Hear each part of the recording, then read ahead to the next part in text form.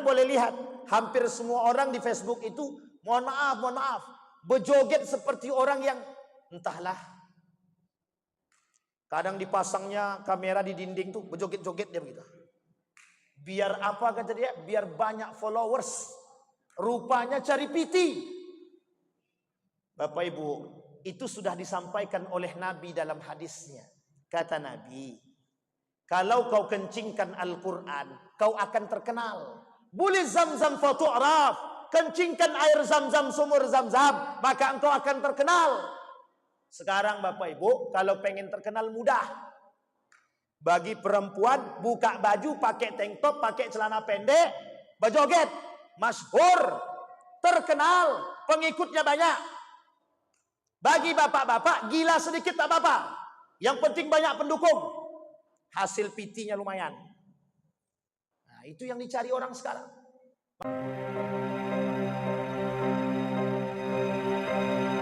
Assalamualaikum warahmatullahi wabarakatuh.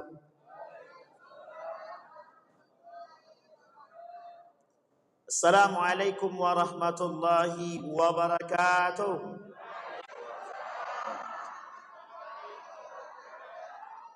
Alhamdulillahi rabbil alamin. Alhamdulillahilladzi an'ama bi ni'matil iman wal islam bihima tatimmus salihat. Asyhadu an la ilaha illallah wahdahu la syarika lah wa asyhadu anna Muhammadan abduhu wa rasuluh la nabiyya ba'd. Allahumma salli wa sallim wa barik ala hadzal nabiyil karim. Allahumma salli ala Muhammad wa ala ali Muhammad fil alamin innaka Hamidum Majid. Ya ayuhan nas ittaqu rabbakum alladhi khalaqakum min nafsin wahidah wa khalaqa minha zawjaha wa batha minhuma rijalan katsiran wa nisaa wattaqullaha alladhi tasaaluna bihi wal arham innallaha kana 'alaikum raqiba. Wa qala Allah ta'ala فأوحى إلى عبده ما أوحى ما كذب الفؤاد ما رأى أفتمارونه على ما يرى ولقد رآه نزلة أخرى عند سدرة المنتهى عندها جنة المأوى إذ يغشى السدرة ما يغشى ما زاغ البصر وما طغى laqad ra'a min ayati rabbih al-kubra. Sadaqallah. Puji syukur kehadiran Allah dengan mengucapkan alhamdulillah rabbil alamin. Bersalawat kepada Nabi dengan mengucapkan Allahumma salli ala Muhammad wa ala ali Muhammad fil alamin innaka Hamidum Majid. Baik Bapak Ibu sekalian yang berbahagia, mudah-mudahan di maghrib ini Allah limpahkan rahmat dan karunia-Nya kepada kita semua. Allah berkahi, Allah jadikan rumah tangga yang sakinah, mawaddah warahmah, anak-anak yang saleh dan salihah, kita semua yang hadir istiqamah dalam kebaikan dan ketaatan, insyaallah husnul khatimah. Amin ya rabbal. Bagaimana kabarnya Bapak Ibu, sehat semua? Dingin apa sejuk? Oh sama aja ya. Minta maaf lah Pak Ketua, agak-agak menggigil sedikit. Memang dingin, entah karena cuaca atau karena memang AC-nya terlalu banyak, itu kita tahu. Tapi yang jelas kayaknya memang karena cuaca. Menurut saya, kalau menurut Bapak Ibu tak sejuk tak apa-apa. Anggap aja panas lah kalau begitu. Baik Bapak Ibu sekalian yang berbahagia, malam hari ini Isra wal Mi'raj. Ini sampai jam berapa Pak Ketua? Sampai jam 9. Tak semua lagi, sawah. Sampai selesai kira-kira kita apa dulu waktunya dulu. Nanti saya ini kalau bicara kadang susah Pak. Pokoknya kalau lewat batas waktu bilang aja langsung. Saat selesai gitu. Itu lebih aman lagi. Karena kalau tak disampaikan nanti bahaya. Jam berapa kita sepakat Pak Ketua? 1 jam. La ilaha illallah. Jam 8.30. Lumayan juga rupanya. Baik Bapak Ibu sekalian yang berbahagia. Bismillahirrahmanirrahim. Kita mulai Bapak Ibu dari kalimat yang pertama yang dibaca oleh anak-anak kita, oleh adik kita tadi. Subhanalladzi asra bi 'abdihi lailan minal masjidil haram ilal masjidil aqsa alladzi barakna haulah linuriyahu min ayatina. Kalimat ini sangat sakral Bapak Ibu sekalian yang berbahagia. Oleh Imam, kita ambil ahli tafsirnya Syekh Mustafa Dibbugha, atau kita ambil Syekh Wahbah Zuhaili saja. Dalam kitabnya Tafsir Al-Munir, Begitu juga Imam An-Nawawi dalam tafsirnya, Tafsir Al-Munir, menjelaskan tentang kalimat subhanah. Kenapa kalimat ini dalam ayat ini dimulai oleh Allah dengan kalimat subhanalladzi? Kok tidak seperti kalimat yang lain? Kok tidak seperti surat-surat yang lain? Tapi dimulai dengan kalimat subhanah, maha atau segala puji atau maha suci Allah. Kalimat ini memuji, menyampaikan tasbih kepada Allah, bukan tanpa alasan. Alasan yang pertama yang disampaikan oleh Allah adalah bahwa kata para ulama, kewajiban umat muslim mengagungkan Allah dan beriman dalam bentuk ketakwaan. Perlu dipahami kenapa Allah mulai dengan kalimat subhanalladzi, bukan tanpa sebab. Karena saking taunya Allah bahwa banyak yang akan menolak atau mengingkari keagungan Allah. Dari zaman dahulu sampai hari ini, sangat banyak yang mengingkari keagungan Allah, termasuk manusia hari ini. Sehingga ketika perjalanan Isra wal Mi'raj itu, karena Allah tahu perjalanan ini gaib, perjalanan ini oleh manusia ketika itu dianggap perjalanan yang tidak masuk akal. Maka Allah mulai dengan kalimatnya subhanalladzi. Hei orang beriman, kalau kalian beriman kepada Allah, puji aku, agung aku. Kalau kita sudah mengagungkan Allah, sudah beriman kepada Allah, apapun bentuk perbuatan, mau bisa diterima oleh akal atau tidak bisa diterima oleh akal, kita beriman. Betul apa salah? Sekarang saya tanya Bapak Ibu, yang hadir malam hari ini percaya tidak dengan Isra wal Mi'raj? Percaya. Nah, ini penting nih kalau begitu. Percaya atau iman? Jadi terhadap sesuatu yang tidak masuk akal, percaya apa tidak? Percaya apa tidak? Tergantung Ustaz. Apalagi sekarang, sesuatu yang tidak masuk akal itu bisa saja terjadi. Bapak Ibu sekalian yang berbahagia, poin pertama yang ingin saya sampaikan. Hari ini, kalau kita tidak dasarkan pada keimanan kita, maka akan banyak manusia yang bermunculan meninggikan akal. Ini sejalan pada masa abad ke-17, abad ke-18, abad ke-19, dan pada akhir abad ke-20. Muncul tokoh-tokoh dari kalangan umat muslim yang mengangkat akal merendahkan iman. Jadi, apa maksudnya Pak Ustaz? Maksudnya adalah kelak akal lebih tinggi daripada iman. Kelak akal lebih tinggi daripada wahyu. Kelak akal lebih baik daripada ayat-ayat Al-Quran. Kita ambil contoh. Bapak Ibu, orang tidak belajar kira-kira bodoh atau pintar? Orang tak belajar bodoh atau pintar? Bodoh, betul ya? Sepakat atau tak sepakat? Orang tidak minum obat, sehat apa sembuh? Sehat apa sembuh sama ya? Sehat atau sakit? Orang tidak minum obat, sakit dia, tak minum obat dia, makin sakit atau sembuh? Oh, serius? Kok ibu-ibu yang bilang? Jadi kira-kira yang menyembuhkannya obat atau semangat? Semangat. Kira-kira yang membodohkan belajar atau tidak belajar?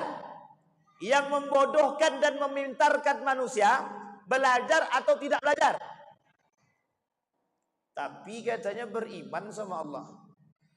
Jadi kalau orang tak belajar, dia mesti bodoh. Betul apa salah?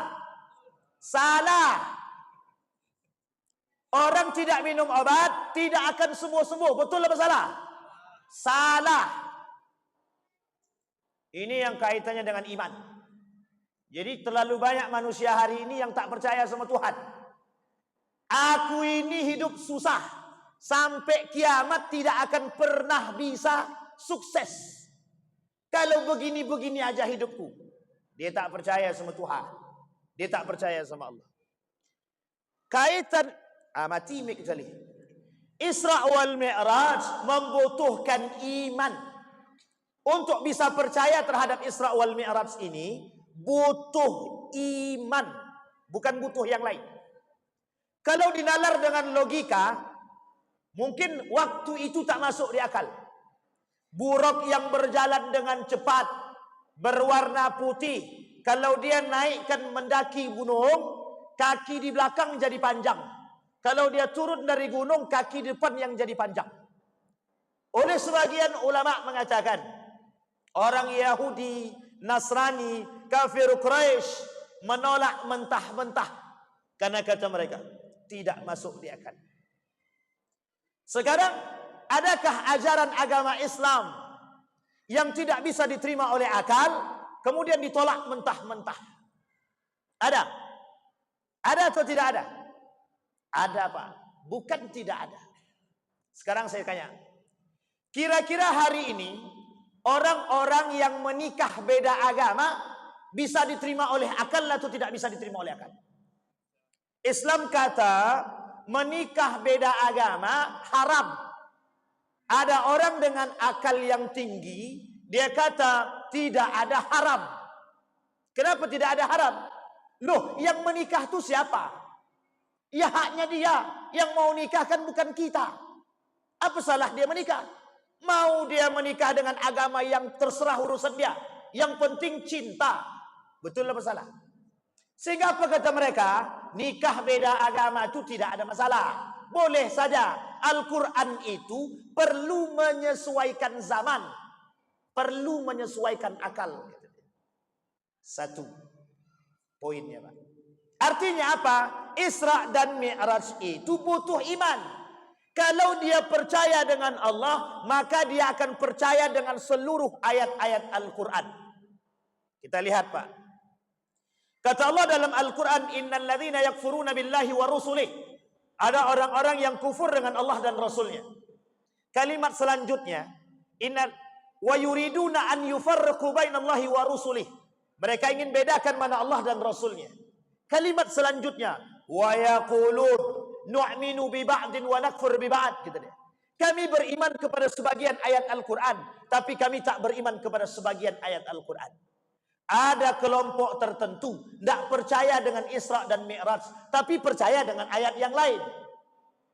Ketika perintah salat turun, mereka percaya dengan ayat Al-Quran tentang perintah salat, tapi mereka tidak percaya dengan cerita Isra wal Mi'raj.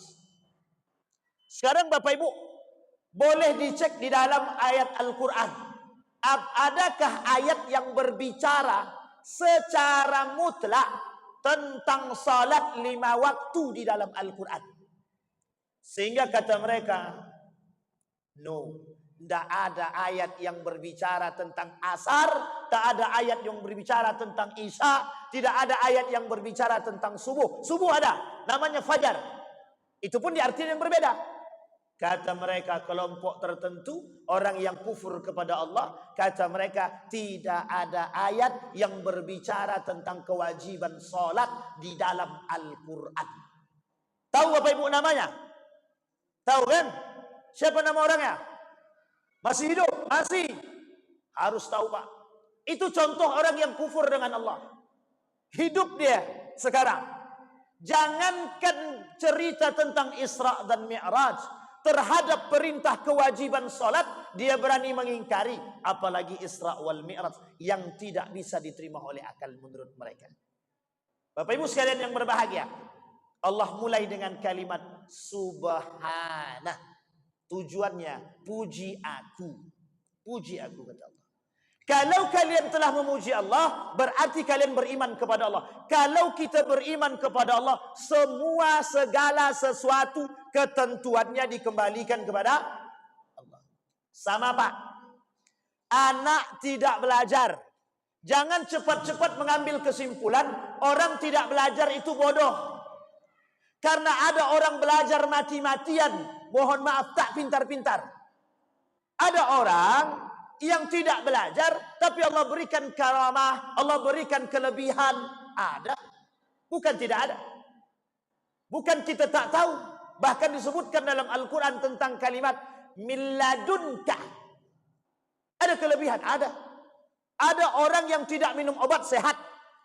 Ada orang yang minum obat berkali-kali. Kita ambil contoh. Penyakit jantung. Apa kata dokter? Tidak ada obatnya. Setiap hari minum obat orang penyakit jantung. Betul atau tidak? Setiap hari orang penyakit jantung, kalau sudah masuk ring dalam badannya, dalam tubuh dia, harus minum obat setiap hari. Pertanyaannya adalah, mereka Tuhan atau bukan? Sekarang saya lihat, ada orang sembuh kakinya dari lumpuh hanya karena baca Al-Quran. Allah kata dalam Al-Quran, sifat Al-Quran itu syifa. Artinya apa? Mungkin tidak bagi Allah menyembuhkan orang yang sakit. Iman, Pak. Iman. Kaitannya itu dulu. Makanya kata Allah, subhanalladzi, saking banyaknya yang tidak percaya. Abu Al-Hakam. Siapa nama Abu Al-Hakam ini? Siapa orangnya Abu Al-Hakam ini? Abu Jahal.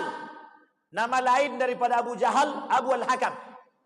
Abu Al-Hakam itu setelah Nabi turun dari Isra wal Mi'raj, kemudian Nabi, mohon maaf, bersama sang paman dan anaknya Ja'far ibn Abi Talib tidur di depan Ka'bah. Ketika sedang tidur di depan Ka'bah, Nabi tak tidur. Yang duanya tidur. Lewat Abu Al-Hakam. Abu Al-Hakam ini Abu Jahal. Di belakang baginda Nabi Muhammad SAW. Kemudian Abu Jahal bertanya, mengapa engkau tak tidur? Nih Bapak Ibu, saya kasih tahu kebiasaan Abu Jahal. Kebiasaan Abu Jahal itu, setelah Nabi dapat wahyu, itu kebiasaannya adalah setiap malam mendengarkan Nabi membaca Al-Quran. Satu lagi kawan akrabnya, konco areknya, itu Abu Sufyan, sebelum masuk Islam. Ketika Nabi baca Quran, Abu Jahal ngintil. Diam-diam mendengarkan Nabi mengaji. Kemudian Abu Sufyan diam-diam mendengarkan Nabi mengaji. Alih-alih ketemu kedua-duanya. Loh, kok bisa sama-sama bermunculan? Kok sama-sama ketemu? Kemudian Abu Jahal bilang begini, ini cukup kita yang tahu. Besok jangan diulangi lagi. Tidak usah dengarkan Muhammad ngaji. Hari pertama berjalan, hari kedua datang lagi Pak, diulangi lagi. Sampai hari ketiga. Apa kata Abu Al-Hakam? Kok kita sama-sama mengintil Muhammad terus? Kemudian penasaran Abu Sufyan, Pak. Apa kata Abu Sufyan kepada Abu Al-Hakam? Abu Jahal, bagaimana menurutmu, bagaimana pandanganmu tentang Al-Quran, tentang wahyu yang dibacakan oleh Muhammad? Apa jawaban Abu Jahal? La wallahi, wallahi la sadiqun azim. Apa kata Abu Jahal? Ketika Abu Sufyan bertanya kepada Abu Jahal, apa yang dibawa oleh Muhammad ini betul-betul benar adanya. Kemudian Abu Sufyan tanya, loh kalau begitu kenapa kau tak beriman? Jawaban Abu Jahal itu sederhana Pak. Kata Abu Jahal, kabilahnya Muhammad dengan kabilah kami bersaing. Jadi kalau dari kabilah Muhammad ada nabi, nabi dari kabilah kami tidak ada nabi. Gengsilah kalau begitu. Sampai di sini paham. Itulah alasan Pak kenapa Abu Al-Hakam ini dipanggil Abu Jahal. Abu Jahal itu Bapak Ibu tahu artinya? Saking goblok saking bodohnya Pak, dipanggil Abu Jahal. Kalau kawan daripada menteri Abu Nawas namanya Abu Jahil. Ini Abu Jahal. Saking bodohnya Pak. Singkat cerita, berjalan di belakang Nabi, Nabi sedang berada di depan Ka'bah. Dengan polosnya Nabi bercerita kepada Abu Jahal semua tentang perjalanan Isra wal Mi'raj. Uniknya Bapak Ibu sekalian yang berbahagia, ketika Nabi menceritakan kepada Abu Jahal, gengsinya Abu Jahal ini tinggi. Apa kata Abu Jahal? Tertawa, ngece sama Nabi. Apa kata dia? Tidak akan ada yang bisa percaya dengan apa yang kau sampaikan wahai Muhammad. Itu mustahil. Kata dia begitu Pak. Mustahil kejadian yang dilakukan. Datang dia kepada Abu Bakar, dipanggil Abu Bakar, ini orang yang selama ini kau puji. Gitu. Muhammad ceritakan kepada Abu Bakar. Diceritakan semua Pak, detailnya Pak. Nanti yang ingin kita sampaikan adalah bagaimana dan apa yang dilihat oleh Nabi ketika Isra wal Mi'raj saja. Karena kalau diceritakan sejarah ini Bapak Ibu panjangnya Paul, panjang sekali Pak. Sampai mungkin tak selesai. Saking panjangnya. Apa kata Abu Jahal? Muhammad ceritakan kembali kepada Abu Bakar tentang apa yang kau alami tadi malam. Diceritakan oleh Nabi. Apa jawaban Abu Bakar? Sangat sederhana Pak. Ini poin yang ingin saya sampaikan. Kata Abu Bakar, sekalipun Muhammad itu berbohong, aku percaya. Bisa Bapak Ibu begitu? Sekalipun Muhammad itu berbohong, aku percaya. Sekarang saya lihat Bapak Ibu. Kita perhatikan kalimatnya Abu Jahal dan kita sinkronkan dengan kalimat orang sekarang. Kata Abu Jahal, Muhammad pendusta. Kata Abu Jahal, Muhammad pendongeng. Allah abadikan dalam Al-Quran, tentang semua cerita dalam Al-Quran itu disebutkan bahwa sihrum mubin. Jadi Muhammad itu tukang sihir.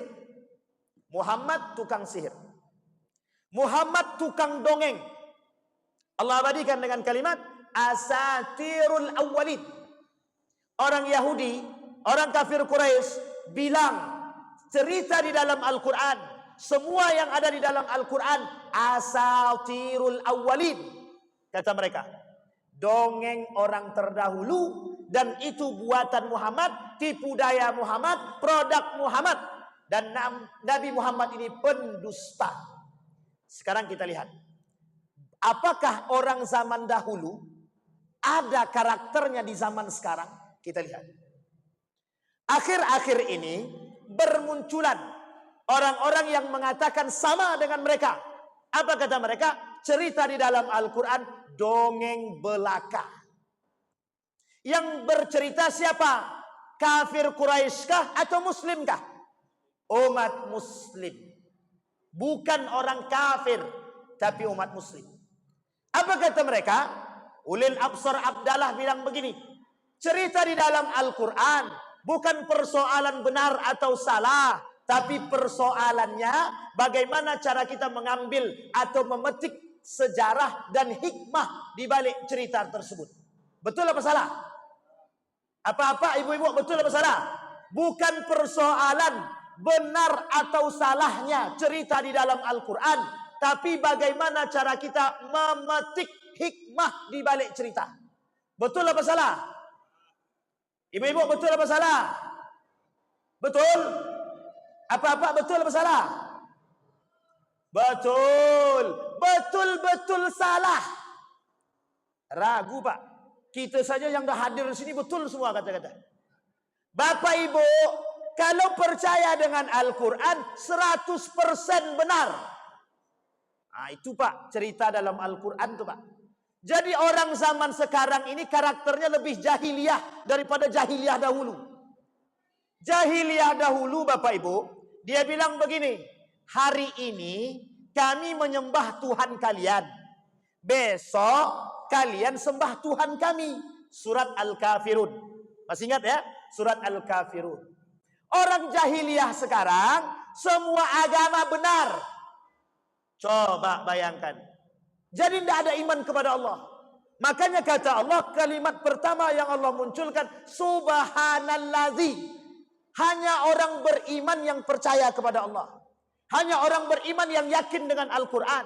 Hanya orang beriman yang percaya dengan cerita baginda Nabi Muhammad sallallahu alaihi wasallam. Bapak Ibu sekalian yang berbahagia, bahwa kelak di akhir zaman itu semua yang melekat pada diri kita digantungkan pada titik satu saja, iman. Karena kelak kata Nabi, banyak orang-orang yang tidak beriman. Kelak di akhir zaman kata Nabi, nilai-nilai Islam itu hilang sedikit demi sedikit dari tubuh umat Muslim itu sendiri. Tersisa orang Islam, tapi bukan orang beriman. Tersisa manusia munafik, bukan orang-orang yang benar-benar beriman kepada Allah. Dan ini poin penting daripada sejarah Isra wal Mi'raj. Nabi kokohkan keimanannya Pak. Abu Bakar contohnya Pak. Orang yang betul-betul kokoh dengan keimanan kepada Allah dan Rasulnya. Bahkan mohon maaf dalam ayat yang tadi kita bacakan. Apa kata Allah? Wa yuriduna an yufarriqu bainallahi wa rusuli. Mereka pengen bedakan.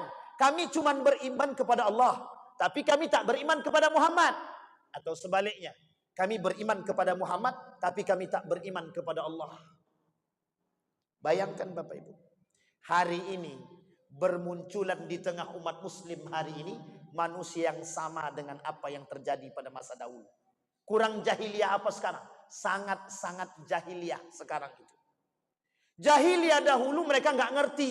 Jahiliyah sekarang saking tingginya ilmu malah semakin bodoh, bukan semakin cerdas.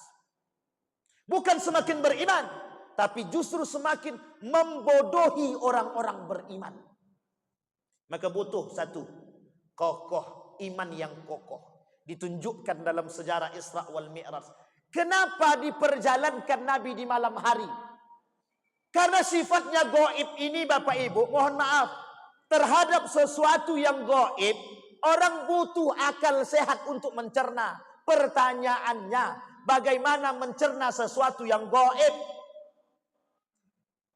Kata Ibnu Hajar Al-Asqalani dalam kitabnya Al-Isra wal Mi'raj, dan juga dalam kitab ini yang juga dikarang oleh Imam As-Suyuti. Apa kata mereka? Kenapa diperjalankan baginda Nabi di malam hari? Kenapa dipertunjukkan kepada mereka tentang hal yang gaib? Itu kan sesuatu yang tak masuk akal. Kenapa? Kata Imam As-Suyuti, mau tahu siapa yang paling kokoh imannya? Siapa yang paling kuat keimanan mereka?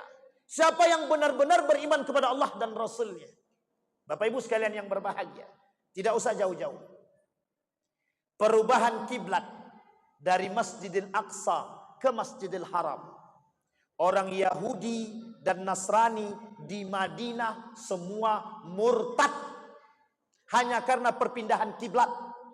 Itu bukan permasalahan buruk, bukan permasalahan Isra wal Mi'raj, hanya karena perubahan kiblat dari Masjidil Aqsa ke Masjidil Haram. Sekarang Allah perjalankan baginda Nabi dari Masjidil Haram ke Masjidil Aqsa. Kenapa Yahudi dan Nasrani murtad daripada Islam? Bukan tanpa alasan. Alasannya satu, karena kiblatnya bukan lagi Masjidil Aqsa. Bapak Ibu harus paham, kenapa mereka Yahudi dan Nasrani tidak lagi beriman kepada Allah dan Rasulnya? Karena mohon maaf Bapak Ibu, kiblatnya bukan Masjidil Aqsa, tapi Masjidil Haram. Satu kesombongan Yahudi, bahwa Muhammad bukan dari golongan kami. Muhammad dari golongan yang bukan satu daging dengan kami, bukan satu jenis dengan kami. Mereka tak mau menerima Muhammad. Berarti ketika mereka beriman kepada Muhammad, itu karena Masjidil Aqsa, Yerusalem, Palestina.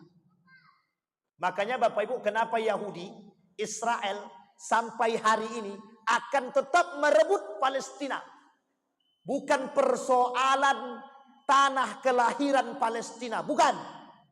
Tapi lebih tepatnya Masjidil Aqsa. Sekarang saya sampaikan Bapak Ibu semua, tanggung jawab Masjidil Aqsa bukan tanggung jawab rakyat Palestina. Semua umat muslim berkewajiban membela Masjidil Aqsa. Nanti kita lihat dalam perjalanan baginda Nabi. Kembali kepada poin tadi Bapak Ibu. Orang Yahudi, Nasrani keluar daripada Islam hanya karena Masjidil Aqsa, bukan yang lain. Sekarang Bapak Ibu, itu saja mereka sudah membangkang kepada Nabi. Apa tak lagi persoalan Al-Isra wal Mi'raj? Persoalan Isra wal Mi'raj tidak masuk di akal. Maka kata mereka, yang dibutuhkan adalah iman, ketetapan iman. Kata Imam As-Suyuti, kenapa kok malam hari? Kenapa kok istilahnya gaib? Kenapa kok pakai buruk? Kenapa kok harus sesuatu yang tidak bisa diterima oleh akal? Hanya untuk menguatkan imannya orang-orang yang betul-betul beriman kepada Allah dan Rasul. Lihat Bapak Ibu, dalam perjalanannya, kita lihatkan. Ketika Nabi diperjalankan oleh Allah, asra bi abdihi lailan minal masjidil haram ilal Masjidil Aqsa. Dalam perjalanan itu Bapak Ibu sekalian yang berbahagia, Nabi diperlihatkan oleh Allah yang kelak menjadi bukti kalau ini jadi nyata, bahwa ini akan menjadi bukti terhadap apa yang disampaikan oleh Nabi kepada Abu Jahal dan orang-orang Quraisy yang tidak percaya. Baik Bapak Ibu, perhatikan baik-baik. Dalam perjalanan Isra tadi, orang kafir Quraisy termasuk Abu Jahal tidak percaya. Bukti dari kepercayaan atau bukti yang kelak menjadi nyata dari apa yang disampaikan oleh Nabi. Nabi diperlihatkan oleh Allah dalam perjalanan Isra tersebut beberapa poin tertentu. Kita sampaikan. Yang pertama, wa yamurru rukab al-Muhammadin al-Maimun bi musyahadin mutanawwi'atin. Fa bainama huwa yasiru 'ala al-buraq idh ra'a ifrit min al-jin. Satu yang lihat oleh Nabi. Ketika Nabi naik buraq, Nabi diikuti, diintil sama jin ifrit. Jin ifrit. Kata malaikat Jibril, Muhammad, ya Rasulullah, maukah engkau aku ajarkan kalimat doa yang bisa mengusir jin ifrit? Dengar baik-baik Bapak Ibu. Apa kata Nabi? Oke, ajarkan. Kata kata malaikat Jibril, ala uallimuka kalimat taqulunna idza qulta hudna ta'ifat syu'latunna wa kharra la fihi fa qala Rasulullah sallallahu alaihi wasallam bala fa qala Jibril qul a'udzu biwajhillah. Kalimatnya dimulai dengan a'udzu biwajhillahil karim wa bi kalimatillahit tammat allati la yujawizuhunna barrun wala fajir, yang diajarkan oleh malaikat Jibril kepada Nabi tentang jin ifrit. Setelah Nabi baca doa ini, jin ifrit kabur, takut. Sekarang yang kedua. Apa yang kedua yang diperlihatkan oleh Allah kepada Nabi? Fasaru hatta atau ala qaumin yazra'una fi yawmin wa yahsuduna fi yawmin kullama hasadu ada kama kana faqala ya Jibril ma hadha faqala haula'il mujahidun fi sabilillahi ta'ala tudha'afu lahumul hasanah bi 700 da'fin. Apa kata Nabi bersama Jibril? Ketika Nabi bersama Jibril jalan, Nabi diperlihatkan ada satu kaum yang sedang menanam tanaman. Setelah tanaman ditanam, mereka kemudian memetik hasil tanaman tersebut. Kemudian Nabi bertanya kepada Jibril, ya Jibril, ma hadza? Apa kata Jibril? Kata Nabi kepada Jibril, apa itu? Jawab oleh Jibril, humul ladzina al-mujahidun fi sabilillah. Itulah orang yang berjihad di jalan Allah. Sekarang kita lihat Bapak Ibu. Kita perhatikan kalimat ini baik-baik. Syekh Ali Ma'sum dalam kitabnya Nasihatul Mu'minin, apa kata beliau? Fadailul jihad 'alal muslimin. Keutamaan berjihad bagi orang-orang yang beriman. Kata beliau adalah mereka bahagia di akhirat, mereka mendapatkan haknya terbaik di akhirat, mereka masuk surga tanpa hisab. Sekarang saya katakan Bapak Ibu, Nabi bilang dalam hadisnya begini, kelak di akhir zaman kata Nabi akan hilang dari tubuh umat muslim orang-orang yang memiliki semangat jihad dalam diri mereka. Sekarang kita lihat berapa banyak kemungkaran hari ini yang terjadi di tengah umat muslim. Berapa banyak? Sedikit atau banyak? Kata Nabi kelak di akhir zaman perzinahan merajalela. Kata Nabi kelak di akhir zaman riba merajalela. Kata Nabi kelak di akhir zaman kecurangan, penipuan, semua merajalela. Peminum khamar, pezina merajalela. Kita lihat satu-satu Bapak Ibu. Zinah merajalela. Betulkah sekarang zinah merajalela? Yang dulunya tertutup, sekarang terbuka. Yang dulunya offline, sekarang online. Prostitusi online. Siapapun bisa pesan hari ini. Satu. Yang kedua, buka Facebook, buka TikTok, buka Instagram. Apa yang kita lihat? Perempuan tanpa busana.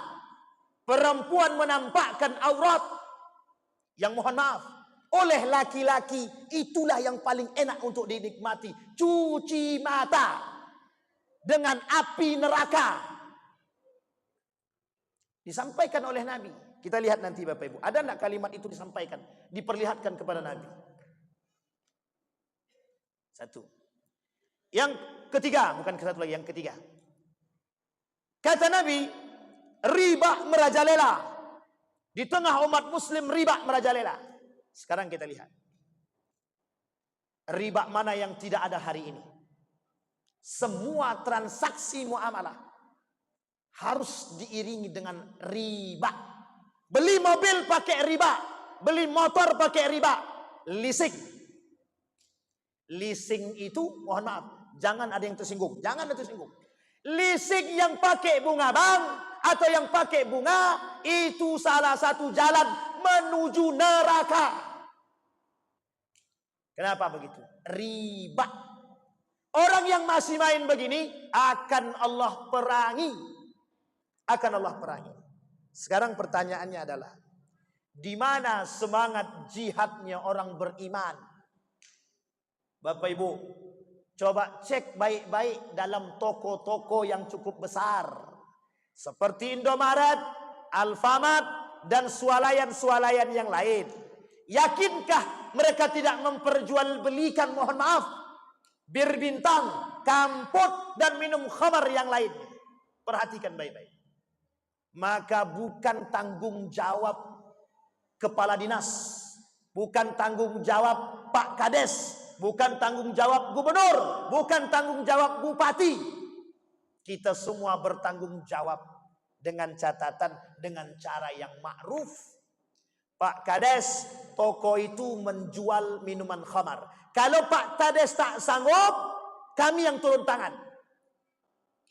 Pak Kades, di samping itu ada toko pijat plus. Kalau Pak Kades tak sanggup mengusir, kami yang ngusir. Harus begitu, harus. Itu jihad. Jihad kita demi kebaikan. Jihad kita demi generasi. Jihad kita demi orang-orang beriman. Jihad kita demi menegakkan nilai-nilai keislaman. Ini tidak Bapak Ibu. Suami istri berantem tengah jalan. Orang berkelahi di tengah jalan. Orang berzinah di tengah jalan. Kita foto, kita masukkan ke Facebook. Inilah tengok, orang sedang berzinah di tengah jalan. Bukan dilerainya, bukan ditegurnya, bukan diapa-apakan. Tapi mohon maaf, justru di foto, ditaruh di Facebook. Sehingga orang komen di bawah. Itulah yang diharapkannya itu. Harapannya adalah komen. Sekarang boleh lihat, hampir semua orang di Facebook itu, mohon maaf, berjoget seperti orang yang entahlah. Kadang dipasangnya kamera di dinding tuh, berjoget-joget dia begitu. Biar apa kata dia? Biar banyak followers. Rupanya cari piti. Bapak Ibu, itu sudah disampaikan oleh Nabi dalam hadisnya. Kata Nabi, kalau kau kencingkan Al-Quran, kau akan terkenal.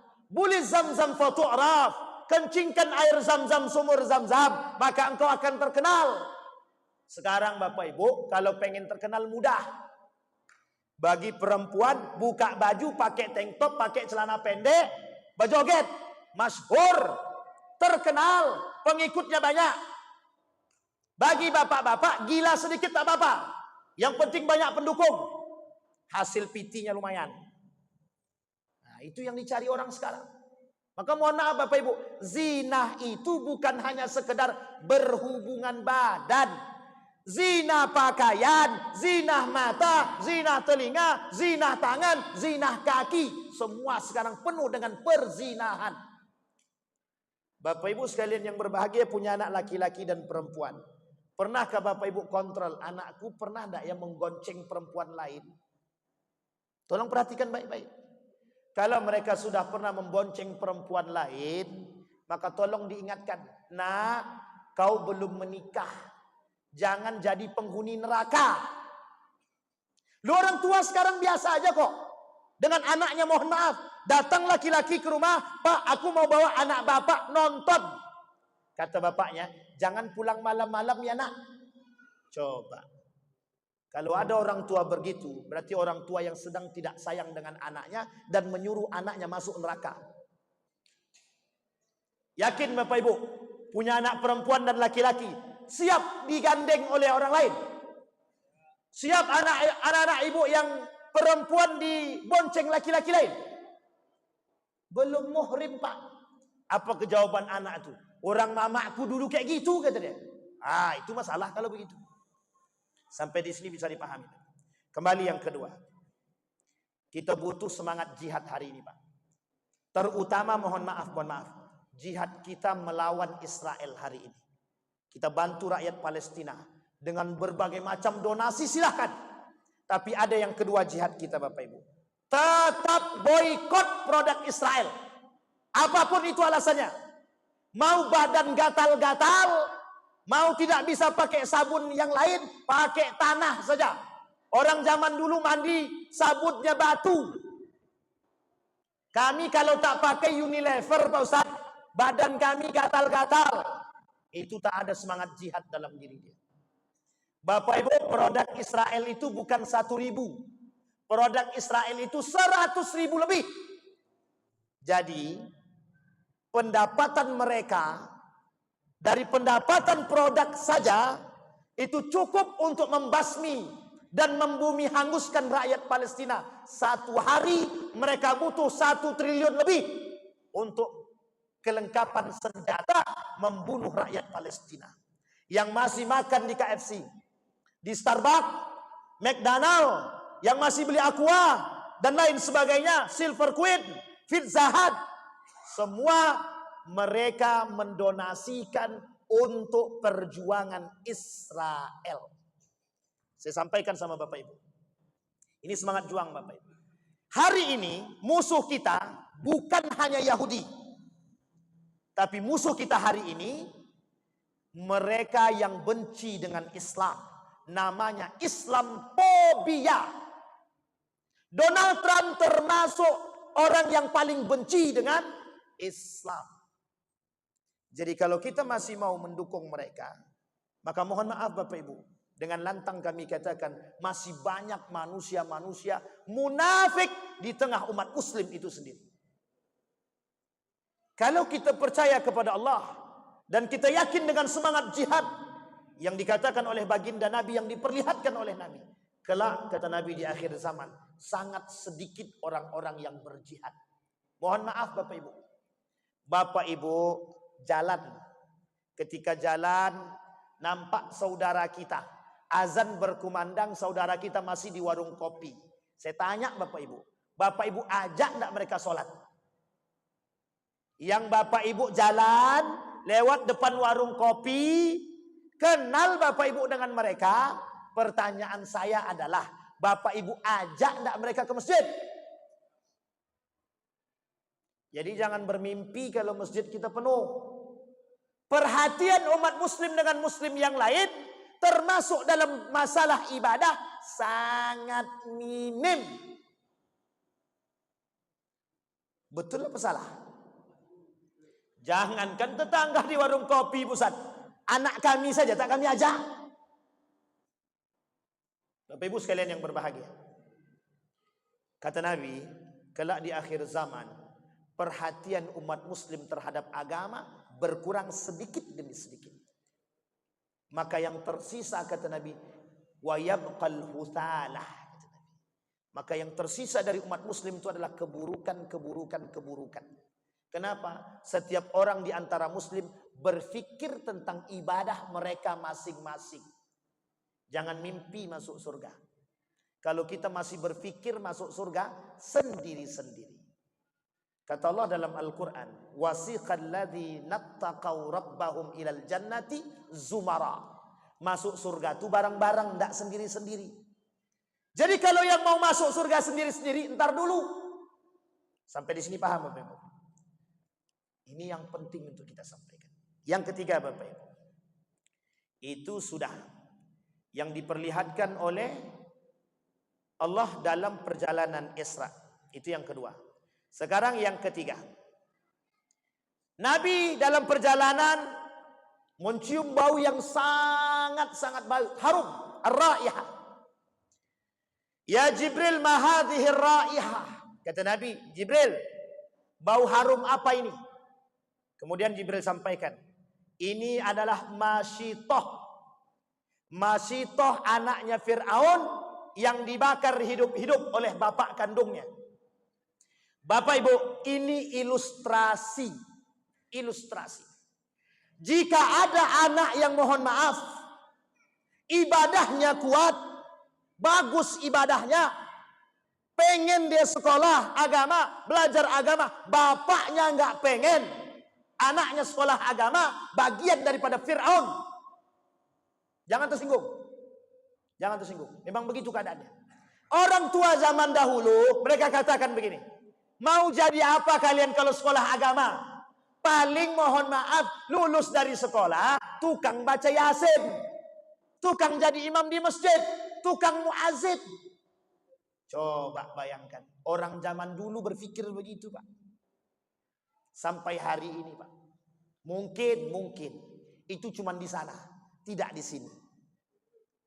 Tapi kenyataannya begitu. Masyitah.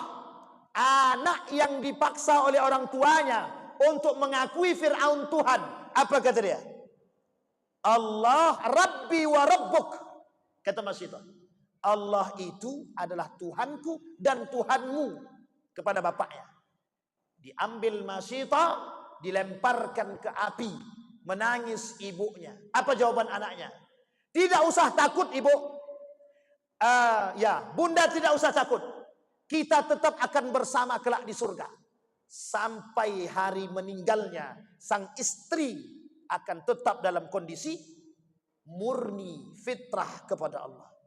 Sehingga mohon maaf Pak, ketika diajak berhubungan badan oleh Fir'aun, ditolak oleh istrinya. Kenapa? Beda akidah. Maksudnya apa? Hari ini Bapak Ibu, kita butuh umat muslim yang mempertahankan akidah.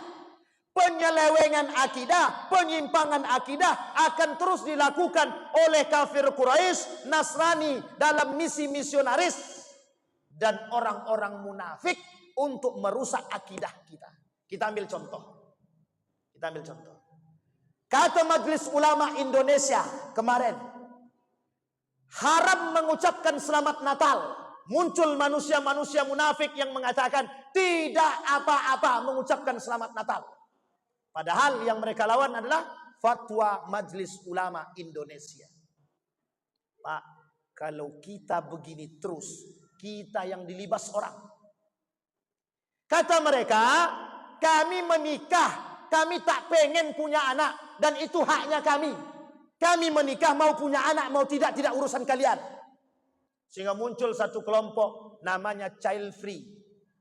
Kelompok child free ini tahu Bapak Ibu, mereka yang menikah tidak mau punya anak, menentang fitrahnya Allah. Loh, kok begitu Pak? Memang begitu keadaan kita hari ini Pak. Kenapa mereka mati-matian membela LGBT? Bukan tanpa sebab.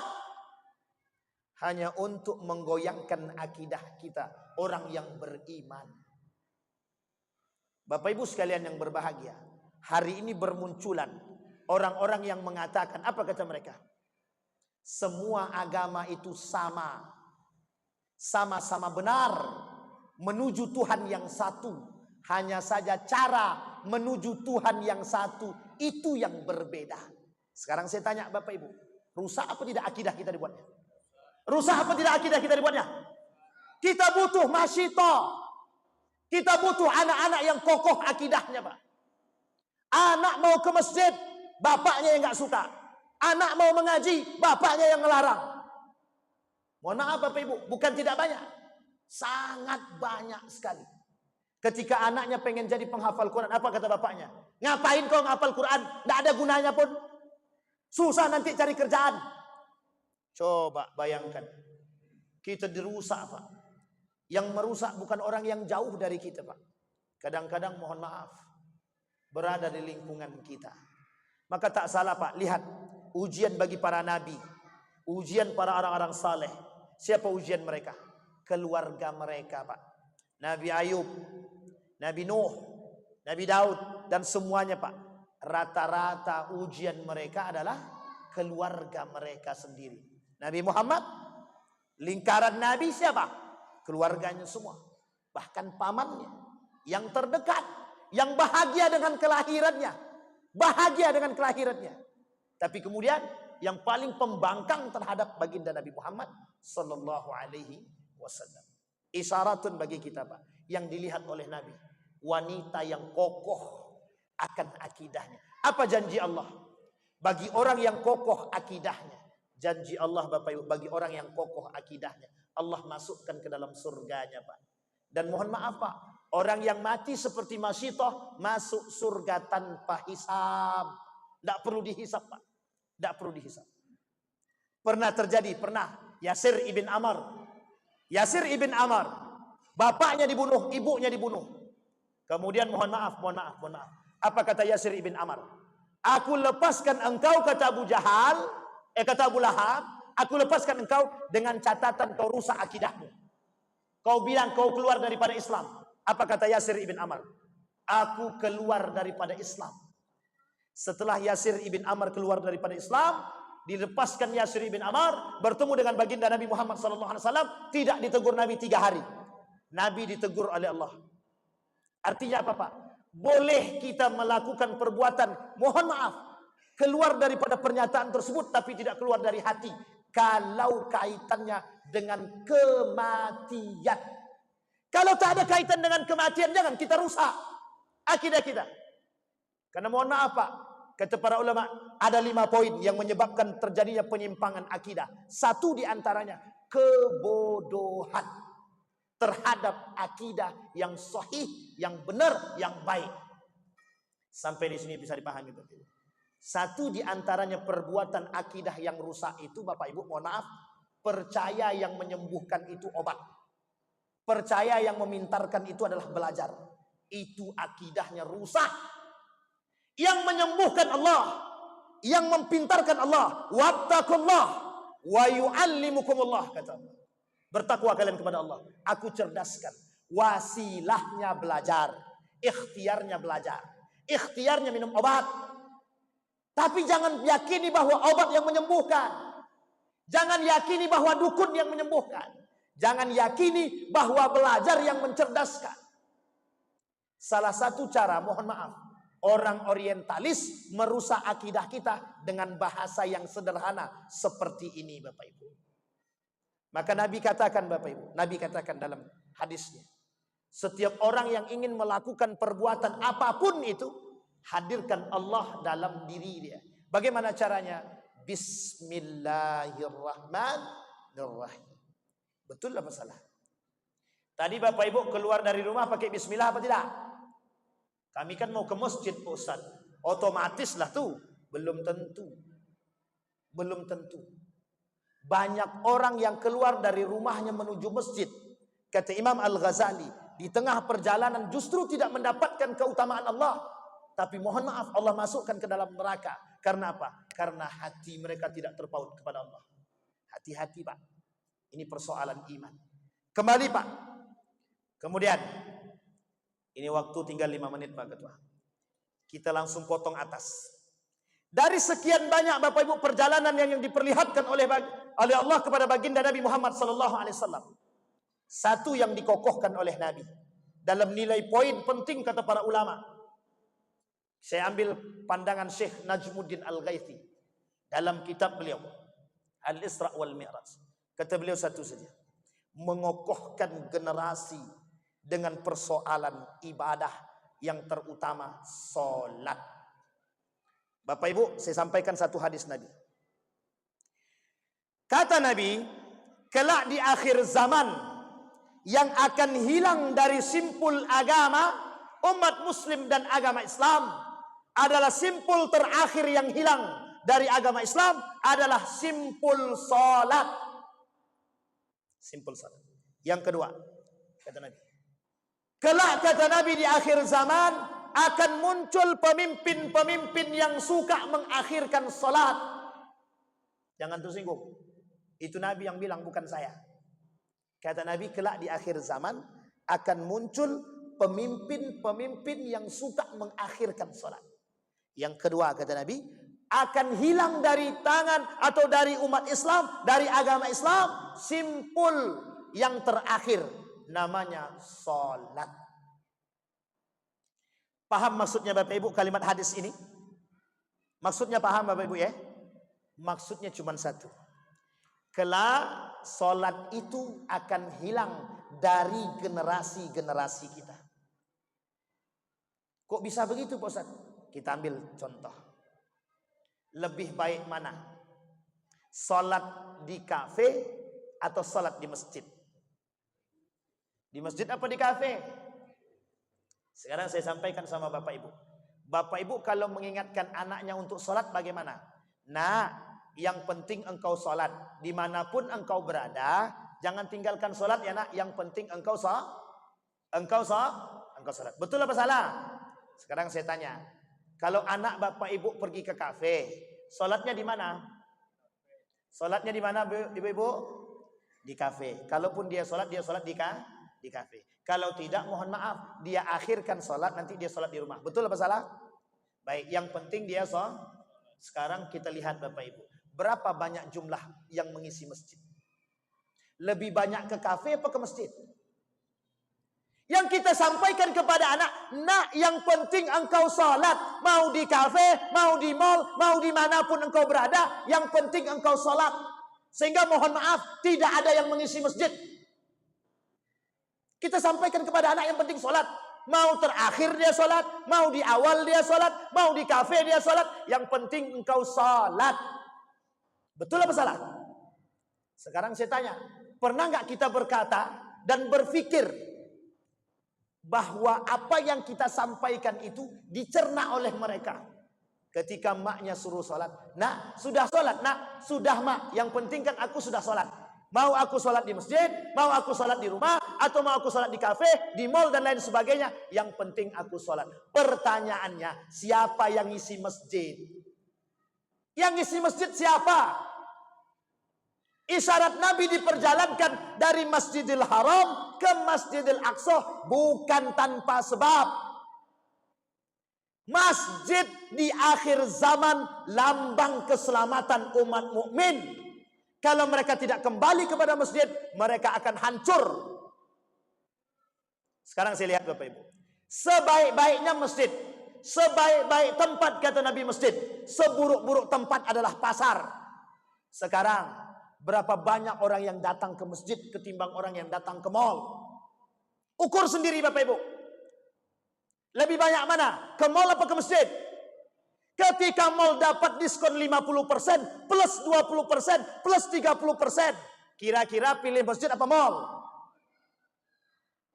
Jangankan masjid Pak. Di rumah sedang buka Shopee. Kata Shopee, jam 7.30 terakhir diskonnya. Berlomba-lomba di depan itu Pak. Azan kumandang, terserahlah engkau. Mau azan-azanlah. Yang penting aku tidak terlambat beli Shopee. Coba bayangkan. Sekarang ini Tuhannya sudah banyak. Bukan satu lagi. Zaman dulu Tuhannya patung, matahari, binatang, dan lain yang disembah. Sekarang tidak. Manusia, Shopee, apalagi HP, duit, perempuan, jabatan, kekuasaan. Tuhan baru lebih jahiliyah daripada dahulu. Coba Bapak Ibu bayangkan. Kembali kepada poin kita Bapak Ibu. Salat akan menjadi simpul terakhir yang hilang. Bapak Ibu, sampai Nabi bilang begini Bapak Ibu.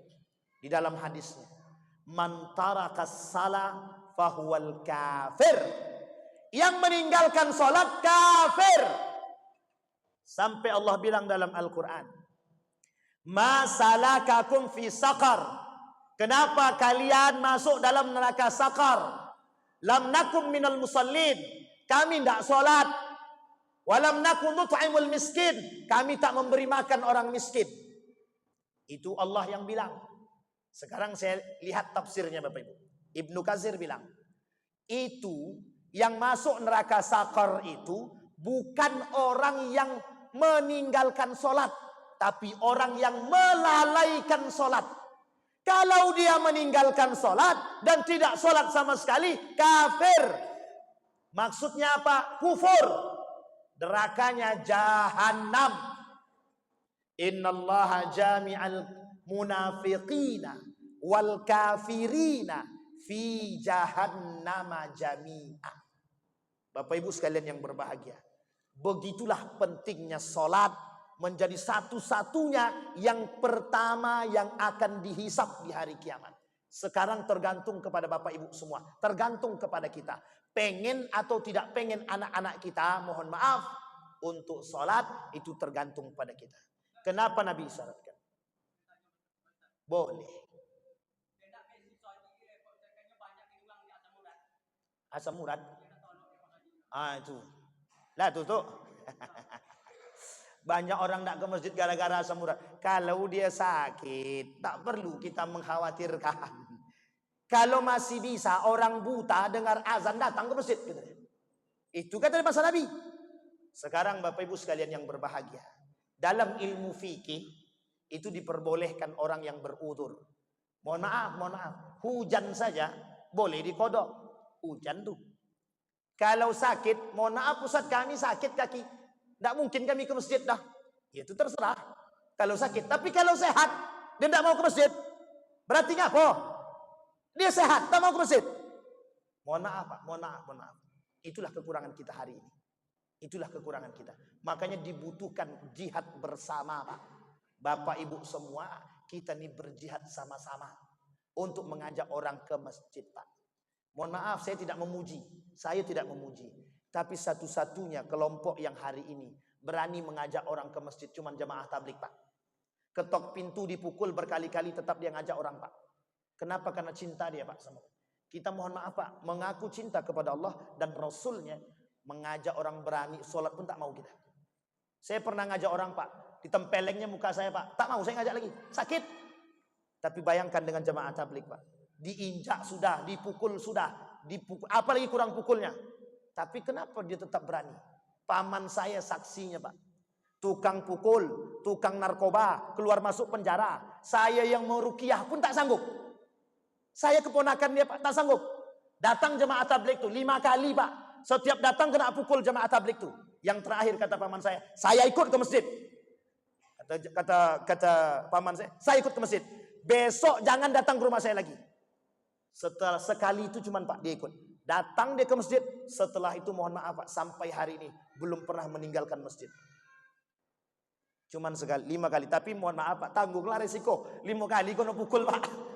Lumayan. Cuma mohon maaf, kita tak seberani mereka dalam berjihad Pak. Itulah yang disebutkan oleh Syekh Ali Maksum tadi. Berkurangnya semangat jihad kita umat muslim ini di akhir zaman Pak. Nah, waktu kita sudah habis. Mudah-mudahan apa yang saya sampaikan ini Bapak Ibu tergerak hati kita untuk mengokohkan anak-anak kita. Kita tak khawatir dengan Bapak Ibu yang sekarang hadir.